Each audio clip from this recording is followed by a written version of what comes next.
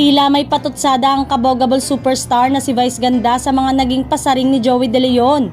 Ngayong mapapanood na ang It's Showtime sa GMA Network.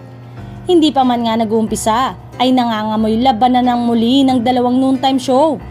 Tila inungkat kasi ni Joey De Leon ang one-liner ni Vice Ganda na kung sinasabi ang GMA ay where you belong, ba't sila naglilipatan? We don't care where we belong, ang iniintindi namin ay to belong or to be the longest. Ayon kay Vice Ganda, sa dami na naging pinagdaanan natin ngayon, pa ba tayo susuko?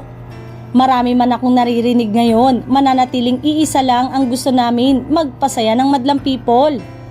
Pinipili na lamang nating huwag sumagot sa mga natatanggap na batikos online at happy siya na maraming mga tao ang mas naniniwala sa kakayanan nila at patuloy silang ipinagtatanggol. Samantalang, hindi umano kinakabahan sina Tito Sotto, Vic Sotto at Joey De Leon ng Itbulaga. Ngayong mapapanood na rin sa GMA7 ang mahigpit nilang karibal na noontime show slot na It's Showtime ng ABS-CBN. Katuwiran ni dating Senate President Tito Sotto. Dati na nilang karibal ang programa ni Vice Ganda kahit noong may prangkisa pang ABS-CBN. Dati na namin silang katapat, nothing new or change, din ni Sotto.